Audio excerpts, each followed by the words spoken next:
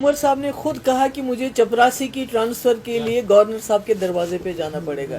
مجھے چپراسی کی ٹرانسفر کی فکر نہیں ہے، مگر میں وہ وزیر اعلیٰ رہی ہوں جس نے بی جے پی کی سرکار کے ساتھ سرکار چلائی، 12,000 نوجوانوں کی FIR واپس لے. کیا آج آپ ایسا کر سکتے ہو؟ میں نے as a chief minister Modi کے ساتھ سرکار بناتے ہوئے سیپریٹسٹ کو خط لکھا، دعوت دی بات چیت کی. کیا آپ ایسا کر سکتے ہو آج؟ میں نے سیز فائر کروایا، کیا آج آپ کر سکتے ہو؟ میں نے پورے ملک کی لیڈرشپ کو لایا اور حریت کے دروازوں پہ گئے وہ کہ آئیے بتائیے ہمیں کیا ہے. تو میں نے بہت ہی پاورفل چیف منسٹر رہی ہوں، میری اسمبلی بہت پاورفل تھی، ہمارے پاس ریجوڈیٹری پاورز تھے.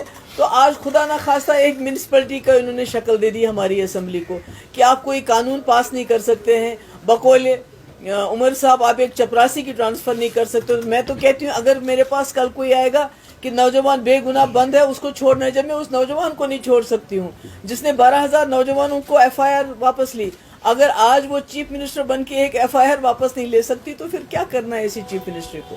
بابا جی، کل جو ڈاکٹر فاروق عبداللہ نے اونتی پورہ میں بیان دیا ہے کہ آرٹیکل 370 کی بحالی کو 100 سال لگ سکتے ہیں، so how would you react? نہیں دیکھیے، میں تو فاروق صاحب کو آپ نے ان سے پوچھنا چاہیے تھا کہ انہوں نے ایسا کیوں کہا.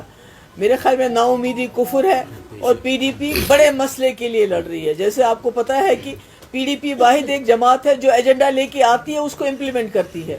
جب ہم 2002 میں سرکار بنی، ہم نے کہا تھا ہم پوٹا ختم کریں گے، ہم نے کیا. اس کے بعد ہم نے بولا ہم راستہ کھولیں گے، ہم نے کھولے. مظفر آباد، راولا کوٹ. ہم نے کہا ہم بات چیت کرائیں گے تو واجپئی جی کی بات چیت، LK اڈوانی کی بات چیت ہم نے حریت کے لیڈروں سے کرائی.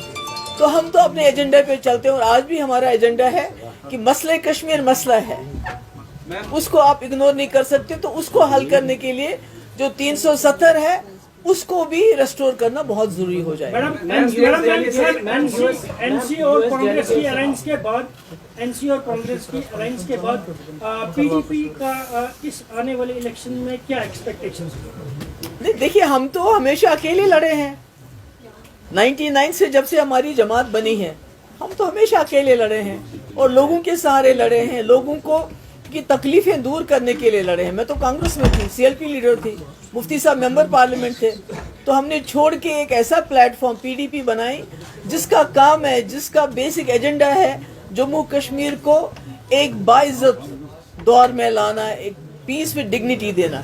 تو ہم اس ایجنڈے کو لے کے چلے. ہمارے ساتھ کوئی چلتا ہے نہیں آتا ہے، لوگ ہمارے ساتھ ہونے چاہیے. ایک طریقے سے ابھی جو جماعت اسلامی اور سپریٹسٹ چناؤ میں آ رہے ہیں ان کا ویلکم کیا جا رہا ہے، لیکن دوسری اور اگر ہم دیکھیں امپلائیز کو نوکریوں سے نکالا جا رہا ہے کہ آپ کے پتا یا آپ کے کوئی ریلیٹو جو تھے وہ ملیٹنٹ. بہت غلط ہے. وہی تو میں کہہ رہی ہوں کہ لوگوں کو جیلوں میں بند کرنا، امپلائیز کو بلا وجہ نوکریوں سے نکالنا، ان سے یہ حق بھی چھین لینا. وہ عدالت میں جائیں گے تو ڈر لگتا ہے ان کو کہ ہمیں جیل میں نہ ڈال دیں.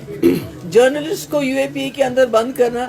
تو میں کہتی ہوں یہ خیالات کی جنگ ہے جس کو آپ اس طرح نہیں جیت سکتے.